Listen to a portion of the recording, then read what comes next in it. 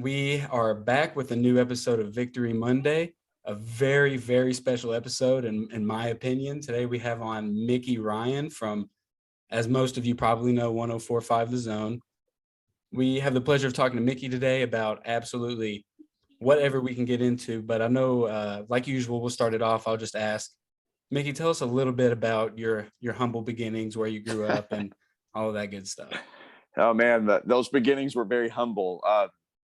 I grew up in a very tiny town in Arkansas, and went to Arkansas State. Which, if you've ever listened to the radio, you probably hear me drop that name a lot.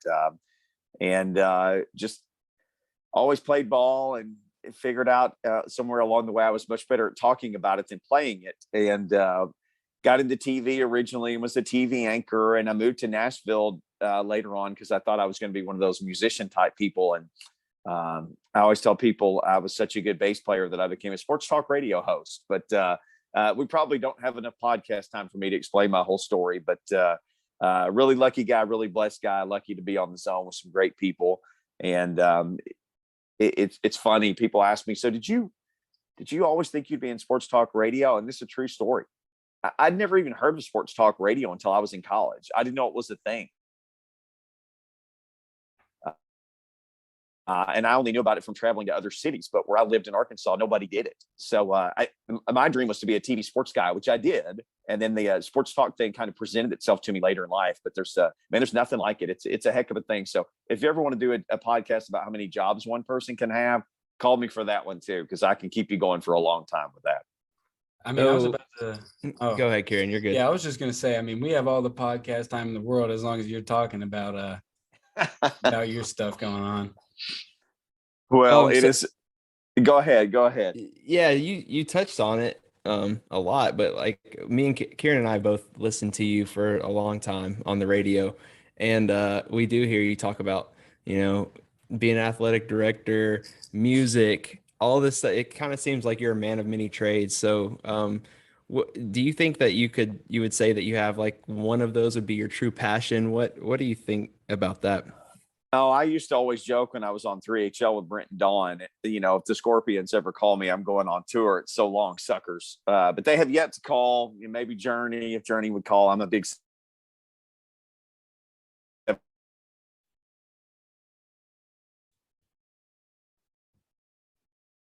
the show with now. He was multiple times Pro Bowler. He was multiple times All Pro. He's one of the greatest Titans players of all time. And I think they should retire his 23 as good as he was. And they've retired some other players' numbers. But I always tell him, music was the thing that I tried to turn pro in. So anytime something comes up about music, he'll just, if anything comes up about, a zone defense or, some kind of blitz, I'm like, okay, get after it. But if anything comes up about music, he always says, okay, this is your thing. So it's a good relationship. But I love music. I love it. I mean, as much as I love sports, I love music too.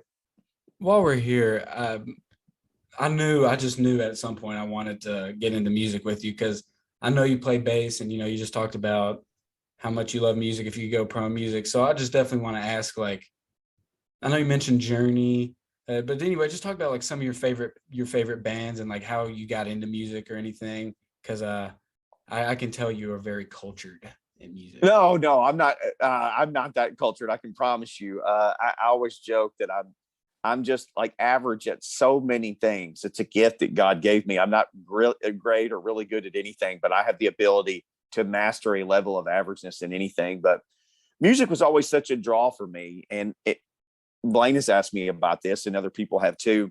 When you grow up in the middle of nowhere, and I drove a tractor every day, I worked on a farm, and sold a cow to buy the first bass and the first amp that I ever had. It sounds like something out of a bad movie.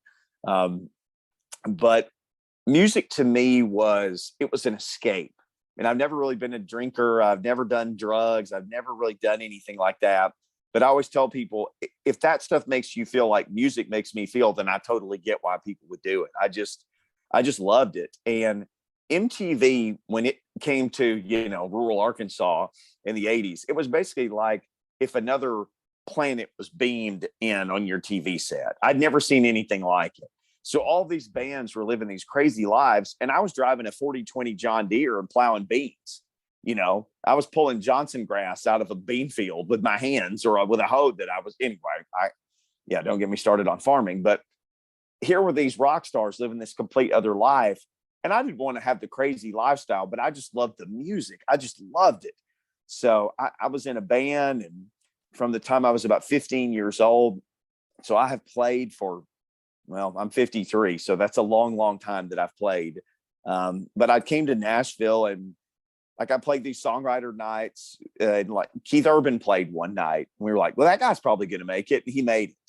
And I got to open up for Rick Springfield, 38 Special. And I've played with a bunch of Christian artists and played every festival you could play. And I got to go to Europe, and I've got a couple of albums on iTunes, and produced something for a friend of mine and played on a bunch of people's stuff. So to have had zero success, I really did get to do a lot of cool stuff. That's awesome. Yeah. Who are your biggest musical inspirations, though, before we move on? Oh, Kiss was always the biggest thing to me because I was a kid. Oh my gosh. Yes. I was a kid in the 70s, and there was just nothing like them. The mystery and the way it sounded, and they blew stuff up on the stage, and they had an amazing stage show. And so I was a big Kiss guy. I still love Kiss. And I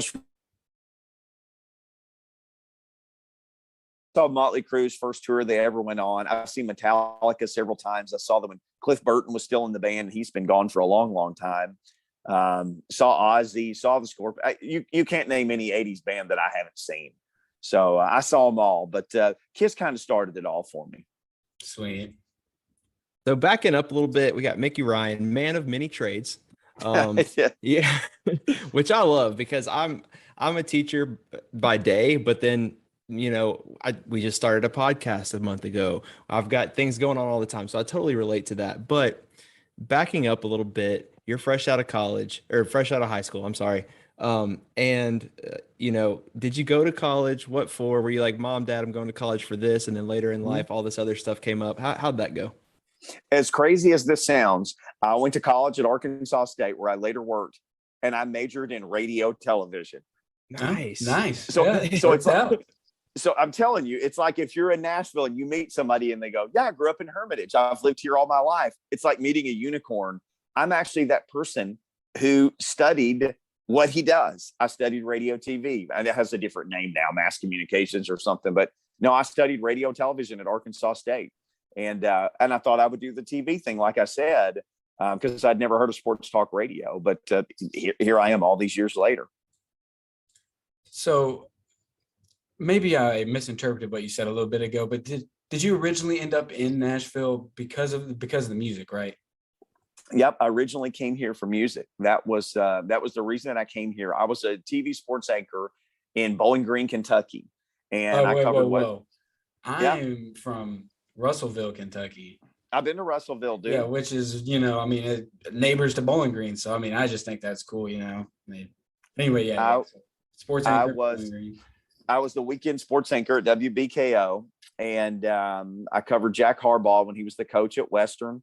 Willie Taggart, who went on to a great coaching career. He was the quarterback. Rod Smart, who was part of the first XFL all those years ago. He Hate Me that everybody talked about. It was a great bunch of guys, and Jack Harbaugh was amazing. But I reconnected with a college friend of mine who lived in Nashville, and we had played in a band in college. And every time we were able to get together, we just started writing these songs. And eventually he just said, you could probably go back to TV later if you wanted to, but why not come and take a swing at this music? Dumb enough to do it. So came to town, and Brent Doherty, who works at the Zone, was a TV intern of mine. And he and I wound up reconnecting. So he's the one who originally got me into sports talk radio, because he had interned with me on television. He was like, okay, I don't want to do this, but he wanted to do radio. So Brent was really kind of the guy that pulled me into this. I blame him for everything. Do you have like a specialty sport, I guess? It seems like you talked a lot about football just now. Did you like any other sports? What was kind of your go-to? Well, baseball is the sport that I played that I loved the most as a kid. I played through high school and played basketball and wasn't very good. I played football in middle school and about got killed. Sadly, tennis was probably the sport that I was best at, because if you guys ever saw me, you'd realize I'm not the biggest dude. so I wasn't proud of that as a kid. I look back now and think, well, it was good to be moderately good at anything. But football is by far my favorite. I love to cover it. We're so lucky in Nashville because the Zone listeners, they know so much about football and they love it. They love the SEC, whether they're Tennessee fans or Vandy fans, or we've become such a melting pot. Once upon a time, I've heard Brent Doherty say this, and he's right. Once upon a time, if you graduated anywhere in the South, if you want to live in the city, you just move to Atlanta. Well, now if you want to live in the city, you move to Nashville. So there's so many fans of all these different SEC teams and college football fans from everywhere here.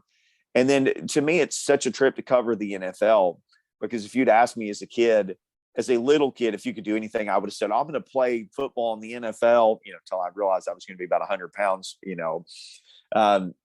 but I was just infatuated with the NFL, just completely infatuated with it. So, the fact that I get to host an NFL pre and post game show on the Zone with Kevin Dyson and Blaine Bishop, to me, is still surreal. To me, it still seems like somebody else does it. I mean, I couldn't tell you how lucky I feel to get to do it. So football is really number one for me, but there's no sport that I don't like. I like them all. So when exactly did you end up in that? I don't think we've talked about when. I first moved here in 1997, and I was here from 97 until 2010. And for the last few years I was here, I worked part-time on the Zone, but I always played music and I always tried to have something going with music. And I got to be kind of the point where I thought, okay, there's no way I'm too old. They're going to find somebody half my age for any gig that I would ever try to get. And I'm trying to figure out sort of what I want to do. And full-time, I had another job full-time. I was a real estate broker. I managed an office, a real estate office. I had 70 agents that I managed because my friend who I had moved here to start the band with, his last name was Cry, a guy named Chris Cry. His family is the Cry-like family. You see all the red and white real estate signs. Yeah. So I worked for them forever, the whole time, in some capacity or another, for 13 years. And I did radio and TV part-time. And I knew that I knew I needed to figure out full-time if I was going to try to do it. And the Zone actually started 3HL, and I was doing a part-time show with Brent, and Brent went and hosted 3HL and Clay Travis and Blaine Bishop. And when that happened, the Zones kept, they said, you can stay on part-time and do your show at night that you and Brent were doing. You can just do it. And I got an offer to move home to Arkansas, just out of the blue. And so my dad had passed away and my sister had passed away fairly recently to then. And I just felt like I needed to go home, do some things to help my mom, and be there for her. So for 5 years, I went back. And for the first 3 years, I worked in radio. And then for the last 2, I worked at Arkansas State as the associate AD for external relations. So that's 2010 to late 2014. And then I moved back to join 3HL when Clay left at the end of 2014. And I've been here ever since. Did you feel when you went back, because nowadays everybody in the nation has an opinion on Clay Travis, but back then he was a pretty big deal in local sports radio. Yeah. Did you feel any pressure coming in and taking his spot? I think anybody would have. It's just natural because he's such a big personality. Now, if you talk to him, he's just a great guy to talk to. I've been fortunate enough to be around him, and I don't see him too much anymore because he's so busy doing his stuff. But I've been around him a bunch, and he was always really gracious with me and, wished me the best. And that made things easier because of how nice he was about it. And of course, he's gone on to monumental success. So I got some really, really awful, oh my gosh, this is compliments I would get when people would be like, I hate you, but I listened and I actually think you're okay. So I would get all those compliments like that. Like, look, Clay is so much better than you, but I actually listen and I don't hate you. So I got those kind of compliments early on. So you. Am I still on here? Yeah. What happened? Oh no. We're going to have to edit this out. Yeah, but he's still on my screen. Yeah. I wonder if he can hear us talking. I'm just praying that's not Mike. Like who? Are we back? We're back. Hey, I don't know what happened. I don't know that. Wow. Me and Kyran were just staring at each other. We're like, are we still going? No, for real. I thought you could hear Mickey, so I was staring at you like, If I say something, am I gonna ruin it? I don't. Good. All right. Kieran, did you want to pick up? We just finished with the clay question. Hopefully we got all that. We'll see. We'll edit it all out. Yeah, I'm pretty sure I was just gonna roll off of that and ask, whenever you came back to 3HL. Well, first, I kind of wanted to ask, like, how was it being an associate AD, but before you came back to 3HL at Arkansas State? Like, was that a good time? Oh, I worked. It's a true story. I worked so much in that business. You work so much.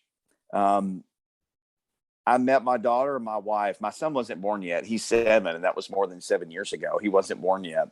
But I met my daughter and my wife for dinner, and we sat down near Arkansas State. There was a Five Guys burger place. I'm a big Five Guys guy.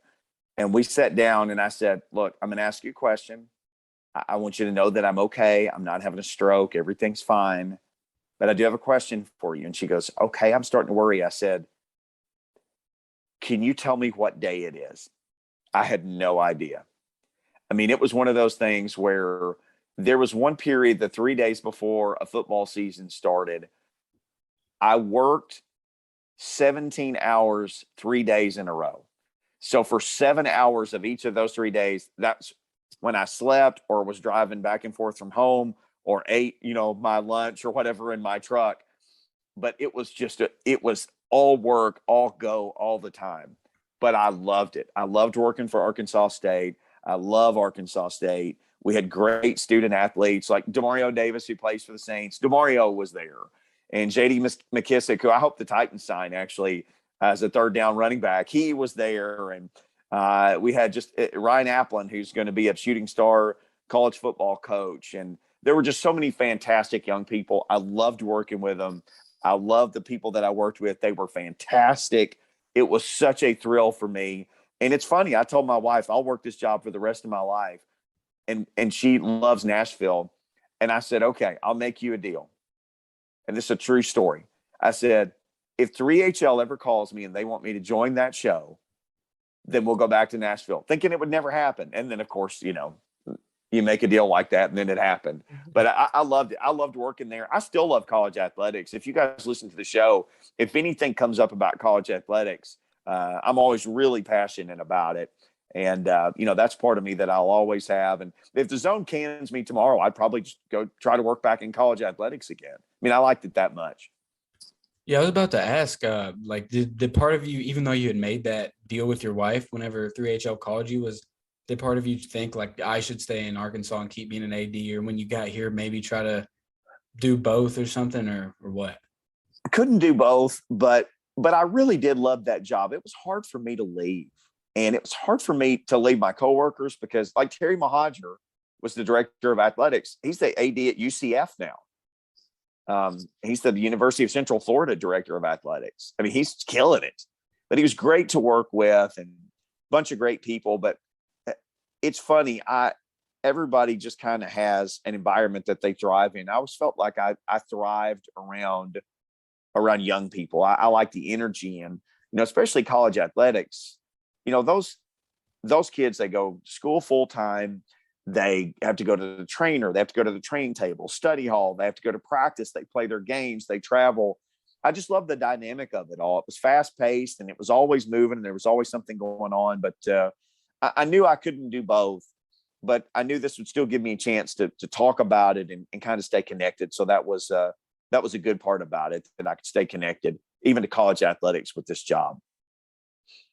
Was working with young people, you'd say, one of the, like you were saying, all these different athletes and stuff that you got to know. And would you say that was because I know a lot of people like Trey teaches and, you were an AD, a lot of people you talk to in positions like that say like how fun it is to just like work with young people because it's just like they're about to take over the world. So would you say that was probably one of the coolest things you got to do while being an AD? Oh, absolutely. And Trey telling me he was a teacher when we got started, he could tell you the same thing. There's nothing like the energy of it. There's nothing like, we get compliments now. It's like people say, well, you guys help me get through my day. Or, sometimes when I'm having a bad day, I'll listen to you guys and you're laughing and cutting up and that makes me feel good. Those are the nicest things that people can say to us. And that means a lot to me.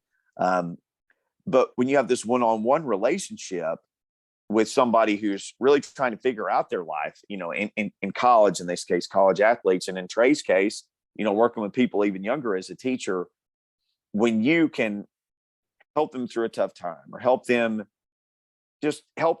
figure out a way to make the right decision in a certain situation. And I see some of them thriving now, and, they're 29 and 30, and they've got kids and wives and husbands and families and all these things. And, they call me on Father's Day or send me messages on my birthday, and things that we talked about 7, 8, 9 years ago. They'll say, "Hey, I just want to tell you, you were right. This worked out, or that thing that we talked about." So that's just so rewarding to me. I just love it. And I'm still really thankful and blessed to have relationships with so many of those people that I had from my time there. I agree on all accounts. So what kind of getting inside the, athletics department of a college, I guess, you hear about football being the big dog and everything. How much of your time, like, how do you allocate your time between sports? Like, how much attention is needed between each sport? That's a great question, because football drives the train in every way. It does. It drives the train in every way. And, you've got schools, SEC schools like Arkansas or Mississippi State or Ole Miss, and probably Tennessee now. They just expanded their baseball operation, where in Vanderbilt, they fill up their stadium. You've got these rare schools who, a sport like baseball, they break even or even turn a profit, which is almost unbelievable, because for most all schools, they don't turn a profit in anything. There's so few schools that even break even. And the ones who make money are the ones at the very highest level of the food chain, Tennessee or Texas or, the University of Oklahoma. We're talking about the biggest brand names, Michigan, Ohio State. They actually make money on their athletic department. Nobody else does. No Sun Belt schools, no MAC schools, no AAC schools, nobody local, Austin Peay. Nobody makes money. So you get subsidized by your campus. And I remember at Arkansas State, we were like under 50% subsidized, which was unbelievable. That was unheard of, that we made more than 50% of our budget, maybe 60%, maybe 65%. And you had a school at the time, I think Rutgers was the highest subsidized school. This has been a few years ago. I don't get my hands on the data like I used to. And they were like 60, almost 70% subsidized. They made almost no money on their budget.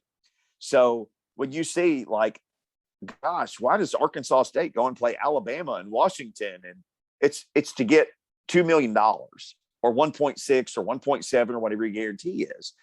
And your guys go and they live through that game, and you just funded, volleyball, and you just funded all of track's travel for the year and things like that. So football has to drive the train. But my thing was, and I had to sell tickets and promote. Every athlete worked just as hard as any other. Every coach worked just as hard as any other. So I tried to be just as creative, and I tried to do everything for every sport that I did for football. I never wanted it to look like, well, I only care about football.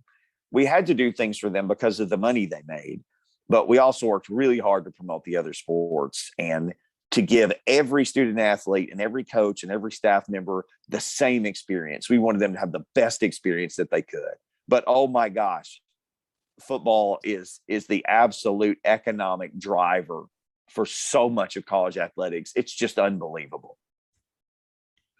I mean, I've kind of figured that because football, I feel like, is now the new American pastime. Like, isn't the Super Bowl every year is the most watched sporting event, so on and so forth. But speaking more to like what you had to do for the job, how many different hats would you say you had to wear? Because you're working with the kids who definitely are needing like some type of not role model per se, but a teaching figure. I'm sure you did some of that. You did some, but you're talking about budgeting, getting your hands on data, tickets, promoting. Like what all did you have to do for this job? I did all the licensing stuff. So anything that had a Red Wolves logo on it, that went through me. all the ticket sales campaigns, they all went through me. Anything that got said or done in any way to promote anything or sell anything went through me. I painted the basketball court, not with my hands, but I was responsible for what it looked like. I was responsible for what everything looked like and sounded like, and how we sold everything and how everything was presented. And then in times of, I don't want to say trouble, but we had a fantastic sports information director, and it was his job to make sure that what the coaches said and what the players said was disseminated to the press. And he was the buffer and the barrier to the press. But he and I wrote press releases for things if we needed to make a statement about something. He's a guy named Jerry Scott. I think he's the best in the business. He's a fantastic dude. I love him. He's still there. But I would try to meddle with Jerry and help him with his things. And he would always tell me, look, I've got my stuff covered. You worry about yours. But just any communication that left the building that wasn't coach or player talking about a game or a practice, it all went through me. What it looked like, what it sounded like, what it smelled like, what you ate when you were there. Homecoming bonfire, I brought that back. We had a pep rally on the steps of the state capitol. I thought it up and we did it. We started a female mascot to be like the partner of the male mascot. We're the Red Wolves. So we had, Hal the Red Wolf and Scarlet, who is his the kids all thought they were married. So whatever, however you want to see them. But there were just so many different things that I did. And it's funny, I've got friends who've gone on and worked for bigger schools, and they said, you realize we all did like 12 people's jobs. So I'll say 12. Maybe that sounds good. It makes me sound like I'm really well-rounded. 12 people's job that I did. So it sounds like athletic director there was like your job, Mickey of many trades, and you got the job for many trades. That's been a common theme. You can just do everything. Well, I got to be mediocre at a bunch of stuff. And the athletic director, again, I told you, this guy named Terry Mahajer. Terry was just like the guy who said, figure it out. And you could go to him and go, look, I know we've been doing this, but honestly, I think it'd be better if we did it this way. And he'd be like, okay, well then do it. So he gave you all the freedom in the world. And it's funny, Blaine and Bishop and I were talking about this today. And he asked me about hiring people because I had to hire staff. And I said, I always told people I wouldn't hire you if I didn't think you were smarter than me, because I want you to come here and do so great that you find another job at a huge school and you double your money, and I will write you the best recommendation letter that you ever had. I only hired people who were smarter than me, which was pretty much everybody. But I know if you surround yourself with great people, you'll do great things, and you don't care about who gets the credit. You don't care about who gets the shout out for things that they go well. And if you're willing to take the blame, even if it's not your fault when things don't go like you wanted them to, if you're loyal to your people. But man, we had a great team. I had some fantastic people who worked for me too, that I got the pleasure of working with, and they're all just killing it now. So it was a fun time, really hectic, really busy, a lot of hours, but I wouldn't trade it for anything. I really loved hearing about all that because, as somebody else who absolutely just loves sports, I remember coming out of high school, that was one of the things that was on my radar. Is literally just going to school for like sports management and trying to end up being like an athletics director or something. Anyway, that ended up being the life plan. But now we're going to transition from you being AD, and then you get the call to go back to 104.5. So when you got back to 3HL, it was you, Brent, and Blaine, correct? Yep. Okay. So talk about like first getting back to 3HL, and then I'll follow that up with another question. Well, really, it was just great. I'd known Brent for so long because he'd been my TV intern. I'm a little bit older than Brent. I'm a little bit older than Blaine too. But Blaine was just super welcoming. And, I'd lived here and bought Titans tickets and gone to the game. So I wasn't always in the media. So, I watched Blaine play. I was a big fan of his. And the thing about him is he knows more about football than anybody, but he can say it in ways that anybody can understand. And I just always marveled at that. When you have a great knowledge of something and you can communicate it to people who don't know as much as you, and you don't sound condescending, and you help them understand it, he's just got such a gift. And he was great about it. And I was there for about 2 years, and I got added to the Titans pre and post with Blaine and Dyson, and at that time Mark Howard too, and they were all fantastic. And I'd known Brent forever, and Brent was my buddy, and we'd gone back to him being my intern, and they were both, he and Blaine were helpful. And if I messed something up or I'd been gone so long, like I said, Baptist Sports Park, and they were like, it's not Baptist Sports Park anymore, it's St. Thomas. Yeah, but that had happened. I was 5 years I was gone, but they were so great and so welcoming. Everybody was, I was just blown away by that. So we just took off running like we'd all been together forever. I'll never forget it. So how long was it that you came and replaced Travis that Blaine got replaced by Don? Blaine went to the morning show and Frank Wycheck left. So he gave them a similar presence as Frank, a former Titan, knows football, and Blaine knows basketball great. He's big. I mean, he can talk baseball, he can talk hockey.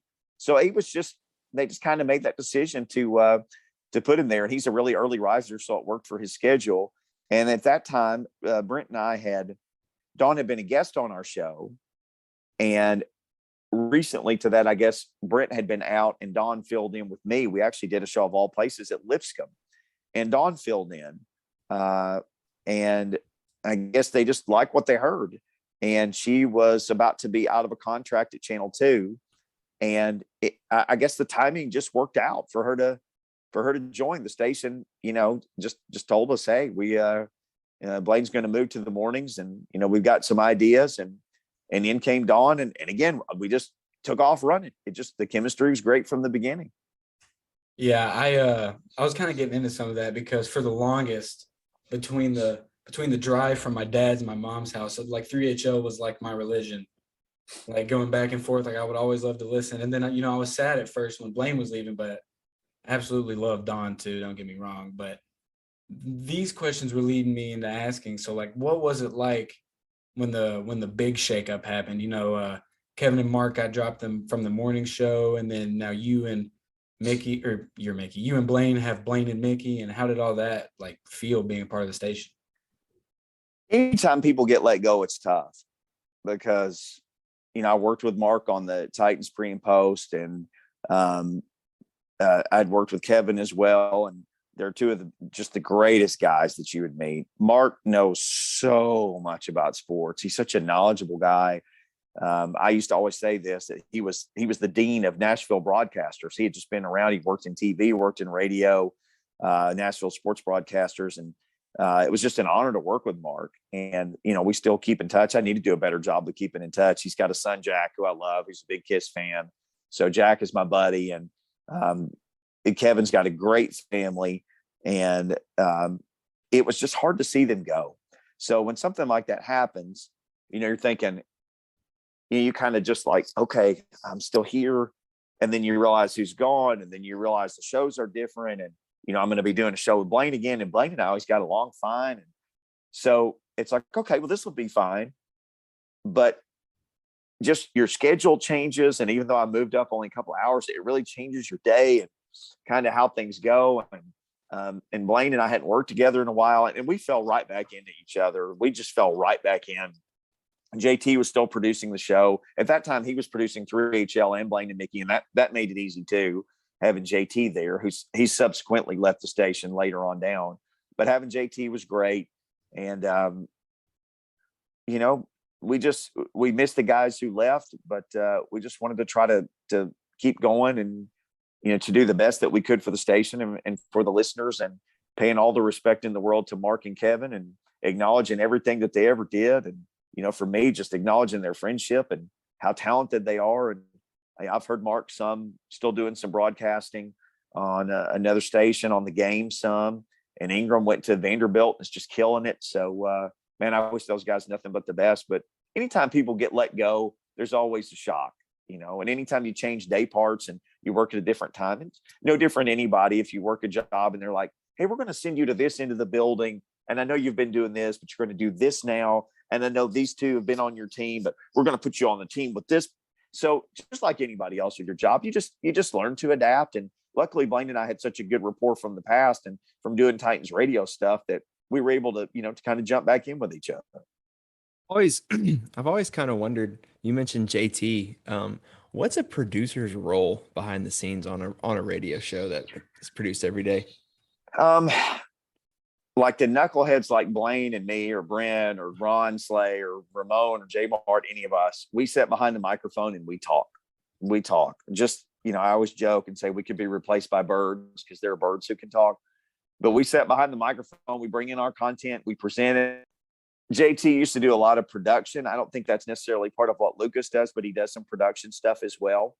But our producers on the show, whether it's Jonathan Schaefer or Joe Hunk or Lucas, are all just some of the most unbelievably talented people. You could send any of those three guys up there and say, everybody else is stranded at home. You keep the station on the air all day. They could keep the station on the air all day, and they could talk on the air. They're all that talented.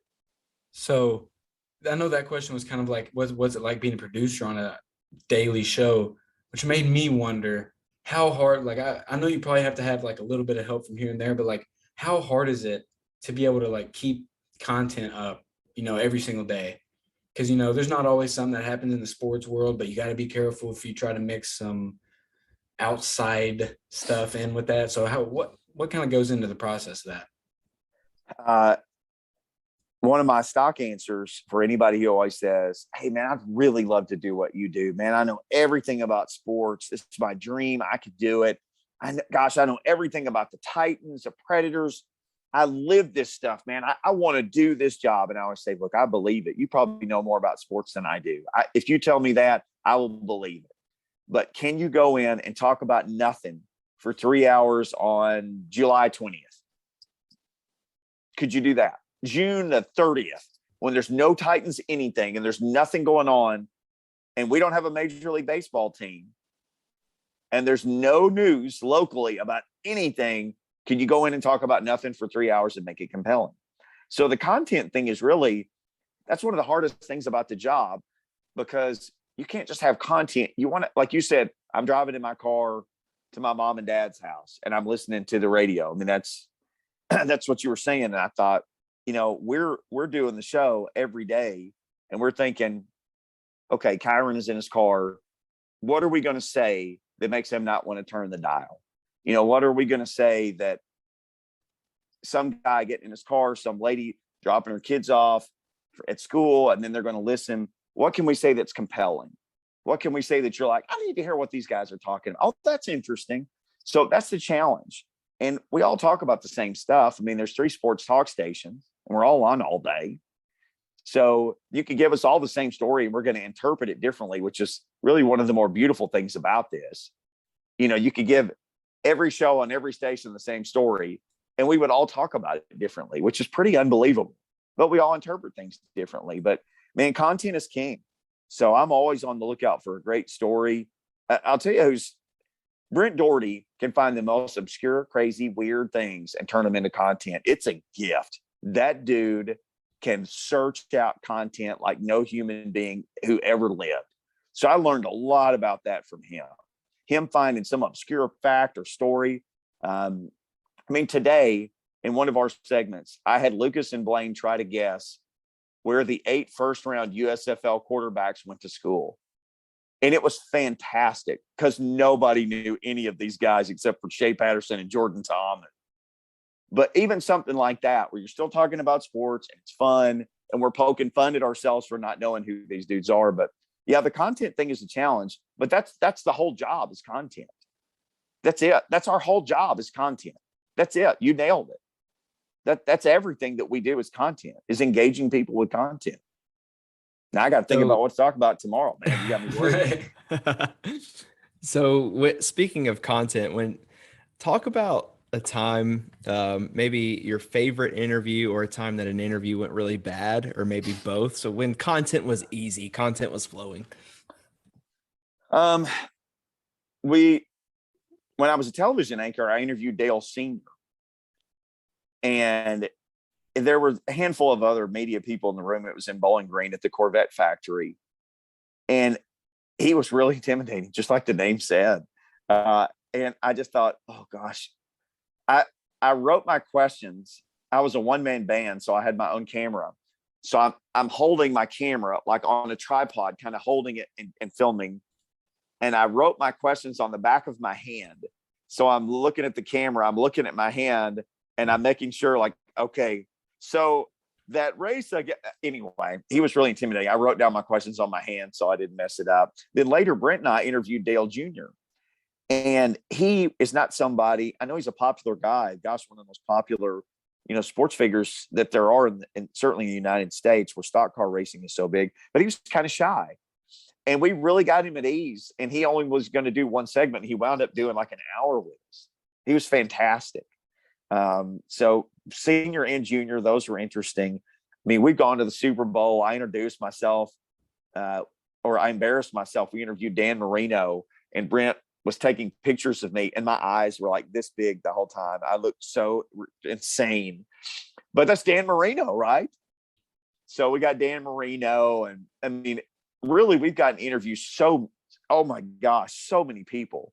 But for me, I always feel like I'm so lucky to have the job, but I have to remind myself, I can't freak out. It's my job to do the best interview possible so everybody can experience meeting this person with me, right? Like we had Gene Simmons on once of KISS. He called into the show.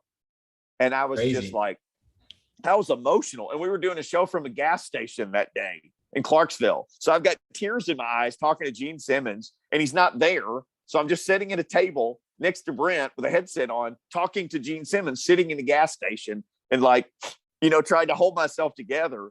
But oh my gosh, there have been so many interviews, and you hope that they go right. But maybe the one that turned out to be the coolest, we had, and we've played this audio some, and for people in Tennessee, they would understand this. We had the great Pat Summitt on, and Brent had a connection and knew her from his time in Knoxville. He went to school there, and she agreed to call us, and she called. We were on in the middle of the night, and she called at like 11:30, which I think back now was like 12:30 Knoxville time. And she did a long segment with us. And before she hung up, I said, Coach, can I ask you a question?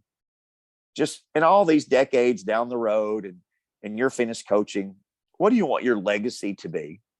And at the time, guys, I don't think they didn't win another championship after that, but they were still great. And she was at the very top of her profession. There were no signs of any of the stuff that would ultimately, take Coach Summitt away from us. And she gave the most amazing answer. And when somebody's still at the top of their game, you ask them a question like that.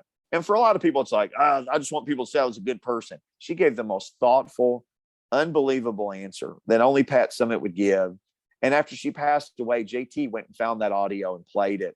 And it gives me goosebumps even now just thinking about it, because she was so special.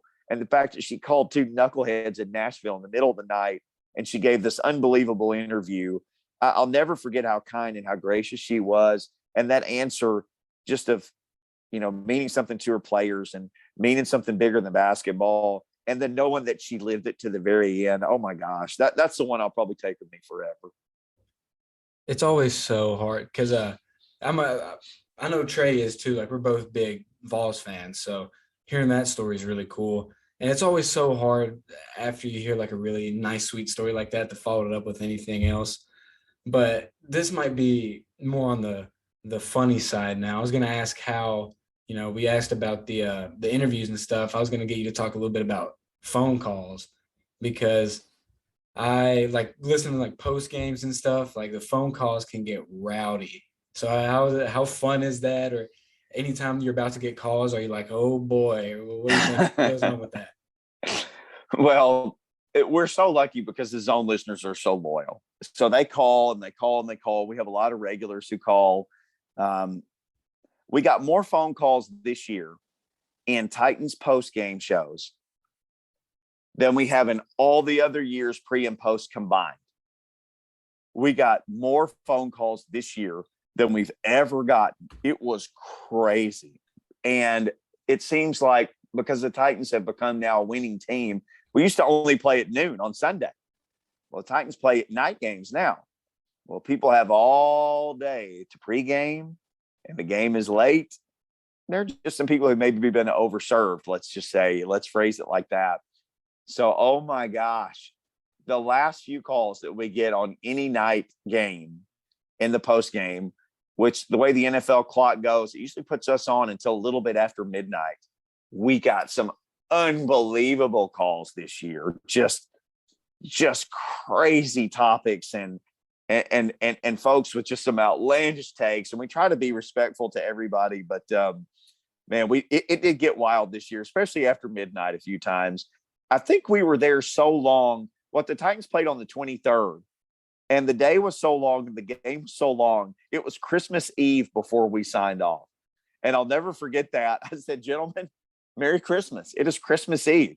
And we still took some phone calls after that. So this year was a trip, but we love getting calls on the station, on our show, and on Titans Pre and Post. But, you can get real-time interaction too now. You couldn't used to do this, but on Twitter, people say the funniest things on Twitter. Now, sometimes they're mean. But for the most part, they're funny. And we have Zone TV. We're on YouTube and all those different platforms now. So we can read those responses. And they respond in real time. So if you say something, they immediately respond to it. So I love it when people get involved. So that'll never get old to me. That's thrilling that somebody would pick up the phone and actually care enough to call and join the show. I love it. Is there a favorite phone call or a favorite tweet that just like sticks out in your mind being like maybe perfect comedic timing or anything like that?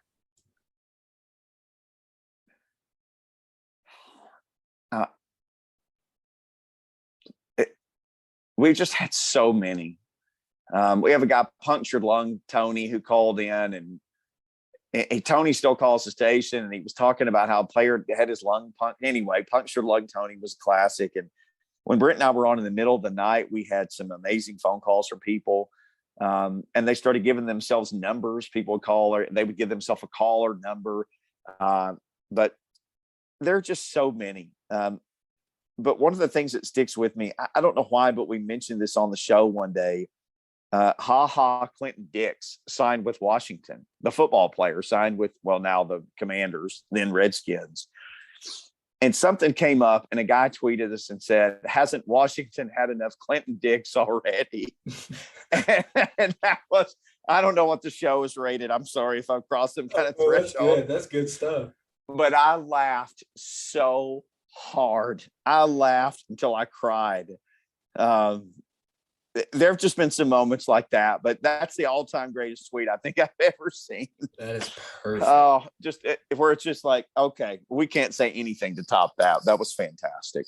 That's incredible. So we'll wrap up here in just a little bit. A couple more questions. I guess you talking about how big, like how many people called in the post-game show this year kind of led me to think about from when you got back to Nashville. I think you said 2014. Mm-hmm. To where the Titans are now. You came back in at the low of lows, 2014, 2015, and now, I mean, we're getting back to some really cool stuff. Just talk about how the transformation of the team from when you got back to where it is now, and how awesome that's been. We had Tommy Smith on the show, who was the family member at that time who had controlling ownership, and I'll never forget. It was a big deal for us to get him. And I asked him, what is the identity of this team? Hey, Tommy, made some small talk, asked him some questions like you do. And so what's the identity of the Tennessee Titans? And I remember him saying some stuff. And when the interview finished, I remember thinking, they're not any of the things that he said that they were. They're not any of these things. It's like somebody giving him a bingo card and you just say, these are things you say about a football team. And I don't know if he really wanted to handle that role. I don't know. I mean, it's a big deal to be the controlling owner of a football team. But when Amy Adams Strunk took over, everything changed. And when she hired John Robinson, so imagine like somebody flips a switch and the lights come on and you're like, wow, this is pretty cool. And then imagine somebody taking all those lights and replacing them with LEDs. Well, that's another thing that I did at Arkansas State. I changed all the lights in the gym to LEDs, and it was like night and day. So imagine night to day, and then imagine all the lights being even brighter. That was John Robinson. And I loved Mike Mularkey. I loved that guy. So they made a big decision. It had been a long time since they won a playoff game. He won a playoff game, and they said, Mike Vrabel is available. We're hiring Mike Vrabel. And Vrabel has been so consistent as a head coach. John Robinson I'll give you the Isaiah Wilson, and I'll give you Kevin Dodd and, Clowney and Vic Beasley. I mean, he's had some misses that we talk about, but he's had so many hits. And more than anything, you guys know this because you love sports and you follow the Titans. They changed the culture. There was a quote from John Robinson after the season where he said he had talked to Amy and Mike, and he said they agreed there was nothing to fix culture-wise because that's not broken. They got to make roster decisions. But, you go back and you look at the last couple of drafts before John Robinson took over, and none of those guys are around. A lot of them aren't in the league anymore. And John Robinson said he's told me the story before, that the day he got the job, he started looking around and there was like garbage in the practice bubble. So he said, and you'd have to be from some small town in West Tennessee. He said, I went and put on work clothes and I went and picked up all the garbage.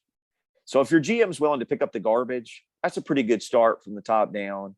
And I always call, Amy Adams Strunk, Blaine laughs. And I always say, some wonderful angel showed up with a checkbook and she just loves to use it.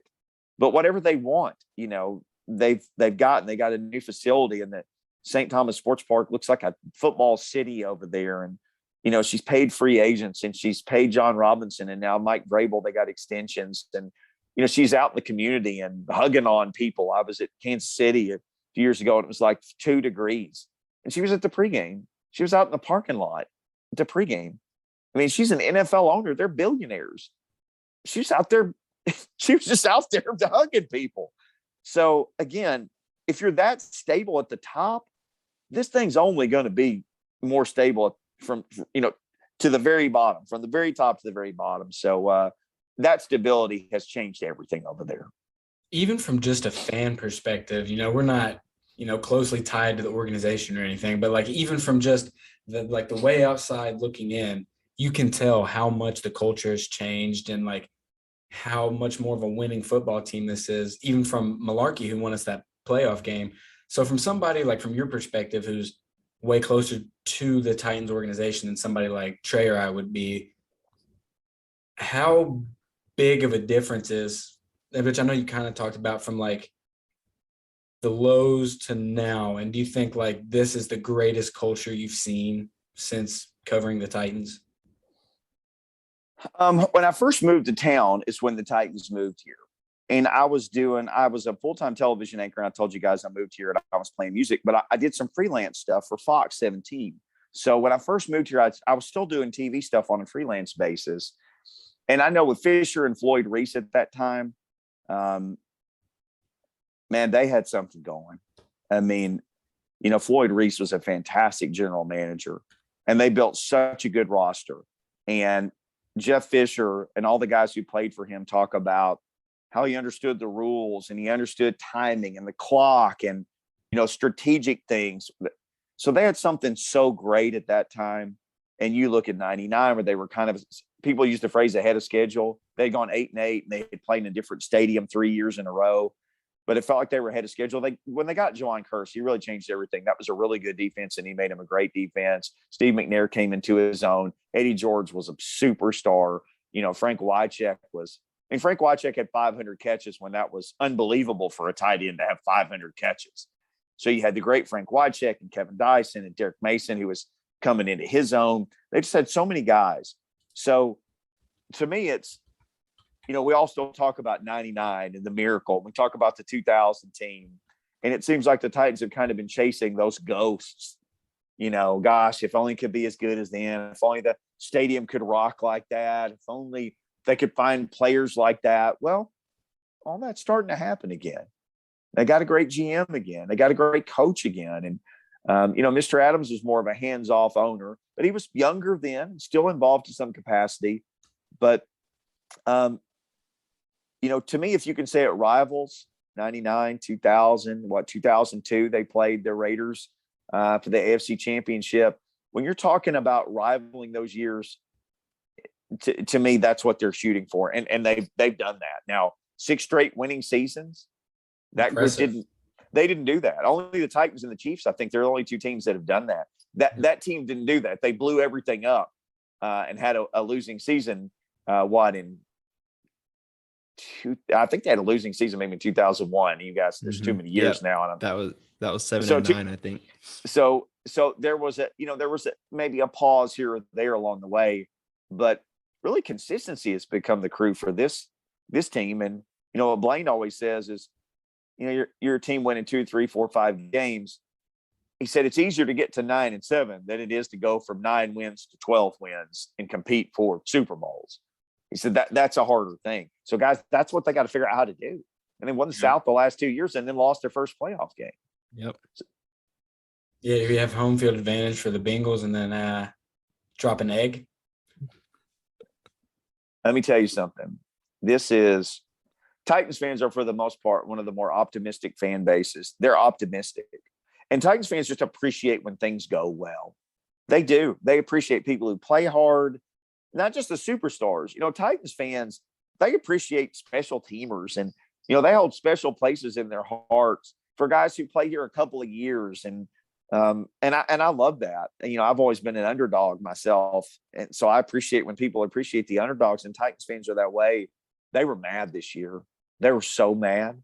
We got mad phone calls I said after the game, we do the game. That's on Saturday.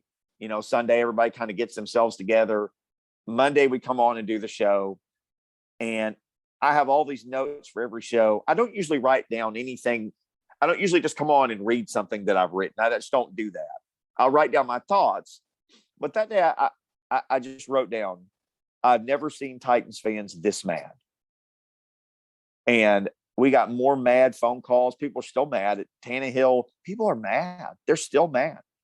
I think they feel like maybe one slipped away because of the way they manhandled the Bengals on defense. They'd already done it to the Chiefs in the regular season, and then they had done it to the Rams. So Titans fans think we beat the Chiefs and the Rams, but we couldn't get by the Bengals to get back to them. There's people who are still big mad. Yeah, I'm still big mad personally. Because now it's. I mean, you got college basketball and March Madness, but then after that, it's what until football season starts back up. At least for me, I don't.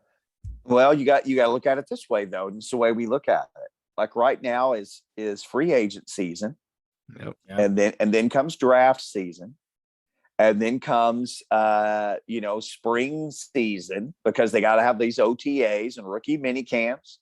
And then they'll have their stuff all the way to June.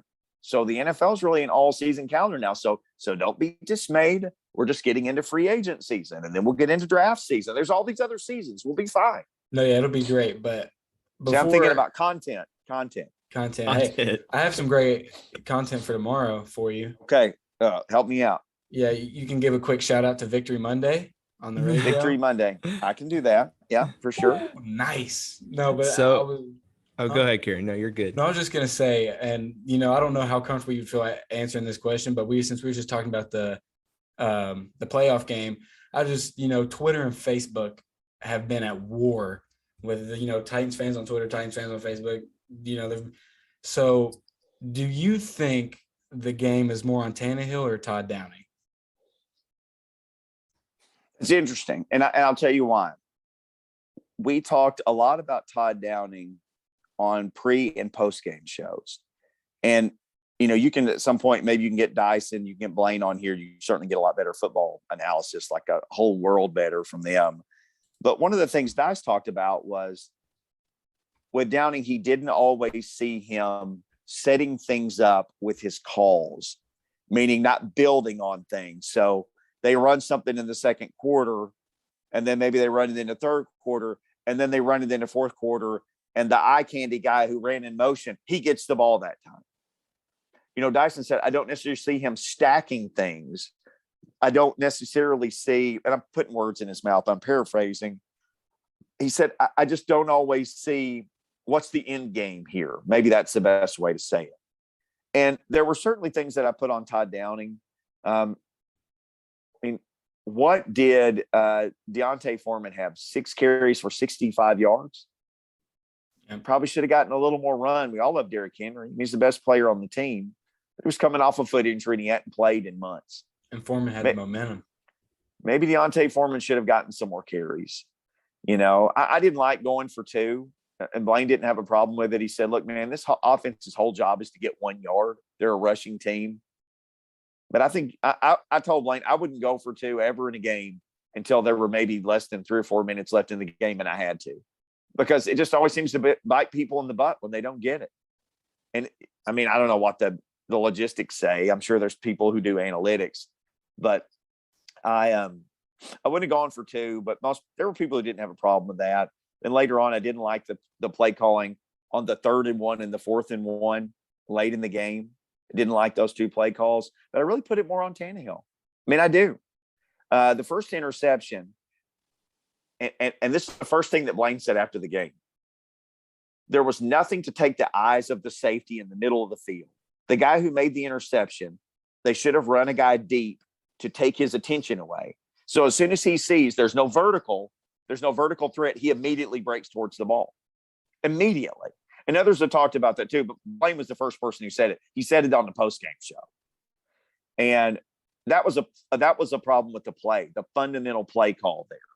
But I just put it on. I have to put throwing 3 interceptions on Tannehill. The only way the Titans were going to lose that game was to turn it over 3 times or more, and they turned it over 3 times. Yeah. If they only turn it over 2, they win that game. They turned it over 3, and he did all 3. Now, we've given him a lot of credit. They don't get to where they are without him. They don't get all those regular season wins. I mean, he's out there with practice squad receivers and running backs off the street. So I'll give him credit for all that. But he struggled in that playoff game. So, Mickey, last question before we wrap. We've gone from all the way at the beginning and now to where we are now. What do you see for yourself down the road? Do you think you're a radio guy for life now and then hitting retirement? Do you see more, who knows what happens? Like, how do you see yourself moving forward? Well, I mean, if the Scorpions call, I'm definitely going to go play bass for the Scorpions. I'll just tell you guys that, just like I've told everybody. Their journey's on tour right now. I still have the dream that they get to Nashville and the bass player doesn't make the show, and they call me up on stage. Although I always wake up before I play one note. I'm hoping to sleep long enough to see myself play the concert, at least in my dreams. It's one of those things. I'll probably do it as long as they have me. I'm the oldest person on the zone. I probably don't need to be telling that, but I'm the oldest person on the station. So there's always good young talent coming up, and I understand that one day some good young talent may be better than me. So they'll find somebody better, and when they do, I always joke with Lucas, hey man, if they come in today and offer you my job, take it, and I'll shake your hand and wish you well, because I got to ride this carousel a lot longer than I ever thought I would. And I got to do things I never thought I would and meet people that I never, ever thought that I would. So for me, I've already kind of outkicked all my dreams, to borrow a phrase from Clay. I've outkicked everything that I ever thought I would do. I've done more than I ever dreamed I would do, covered more games and met more people. So if they come in tomorrow and fire me, I mean, I'd be sad, but I'd be happy for all the stuff I got to accomplish. So I'll stick around as long as they'll have me. I'll put it that way. So before we go, do you want to plug Blaine and Mickey real quick? Yeah, Blaine and Mickey, 104.5 The Zone, 1 to 3, Monday through Friday. And then people like you guys, they like podcasts. Anywhere you consume your favorite podcast, you can find us. We're all there. But so are all your favorite Zone shows. So I'll plug everybody. 104.5 The Zone /podcast, or anywhere you get podcasts, you can find all the Zone shows, not just us. But we'd love to have you listen and love to have you participate. Call in anytime. Thank you so much. This is Mickey Ryan for 104.5 The Zone. This has been another episode of Victory Monday. You guys subscribe, 5 stars, all the things. Thank you guys for listening, and we'll see you next week.